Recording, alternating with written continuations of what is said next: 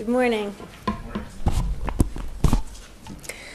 Thank you, MDAR, for allowing a hearing on behalf of the public to share their greatest points of views of why the Vegetation Management Plan for 2018 to 2022 should not be allowed because it lists the use of herbicides. I'm Laura Kelley of Northeastham, president of Pocca, Cape Cod. That's P-O-C-C-A, capecod.org, a nonprofit created to educate about the hazards of what is legal and allowed by federal and state agencies today that are not so safe for us in the long run, and what we can do to lessen our own impact above the water we use every day. I realize you, as a state MDAR, are looking for scientific facts to base your changes in the VMP, the Vegetation Management Plan written by Eversource, the MDAR is to approve.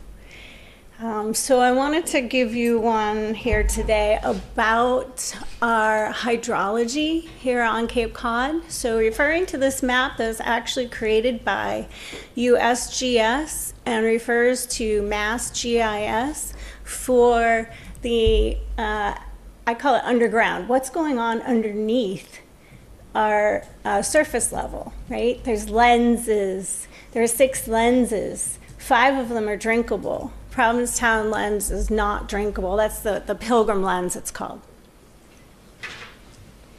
Provincetown gets their actual drinkable water through Truro, which Truro is on the list for vegetation management for the next 5 years by Eversource. So if you can look at these the pink line are the rights of ways. Along the rights of ways, the depths to drinkable water are less than 50 feet. In their VMP plan, they are, I want to say thank you, are protecting our wells.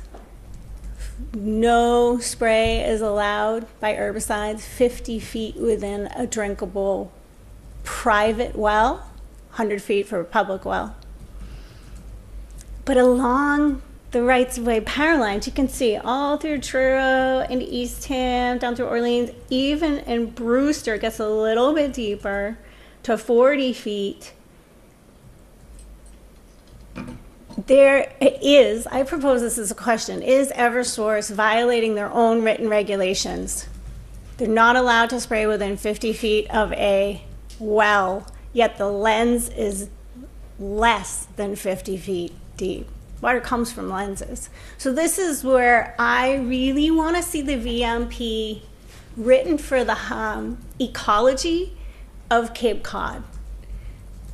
So we need to remember that gravity is vertical, not horizontal, right?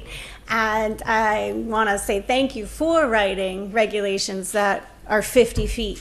If we could also have it 50 feet below us, then you can't spray on power lines, except in some places in Sandwich, where you can see the depth to drinkable water is just over 50 feet here, according to the Mass GIS map. I'll be glad to send you this map electronically. The other thing to think about that Charles touched base on is our sandy soils. Permeation through according to the Barnstable County Soil Survey Document Book of 1993, a liquid travels 22 inches an hour in our sandy soil here. This is a study by the U.S. Department of Agricultural Soil Conservation Service. So these are documents that are, it's in writing that these things are happening. So if it's 22 inches an hour and it's less than, it's more on average 20 feet, but it's less than 50 feet. I mean, we've got to put these equations together and realize what's going on our rights of ways. It was handed to me this summer by MDAR that in 2013, Eversource used 2,065 gallons of herbicides on rights of ways on Cape Cod. In 2014, Eversource used 2,103 gallons of herbicides on Cape Cod. They sprayed the last 5 years. That was the last VMP plan for 5 years. If they did around 2,000 gallons each year for the last 5 years, is that around 10,000 gallons that Eversource applied on Cape Cod? This is what we're trying to prevent from happening again. This is the next VMP for the next 5 years.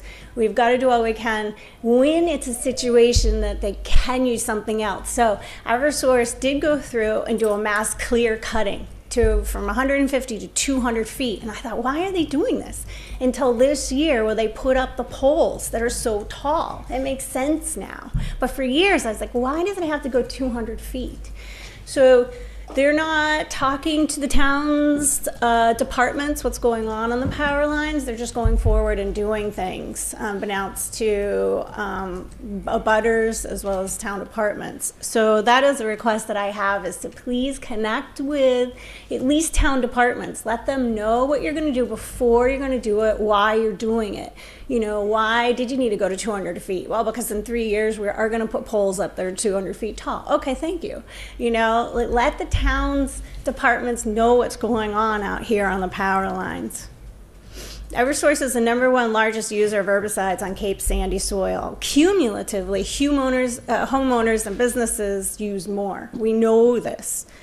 So let this be a wake-up call for everyone who lives here and resides here, to shift our ways. You know, we're in this together. No one is exempt from the impact of our drinkable water here on Cape Cod. Each one of us does matter.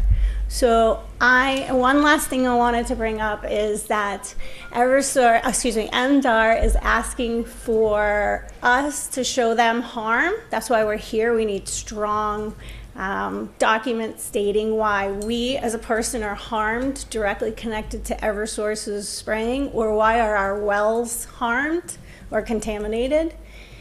These to me are impossible questions to be answered. Does that mean our state, MDAR, is waiting for us to be harmed before they're going to change the regulations?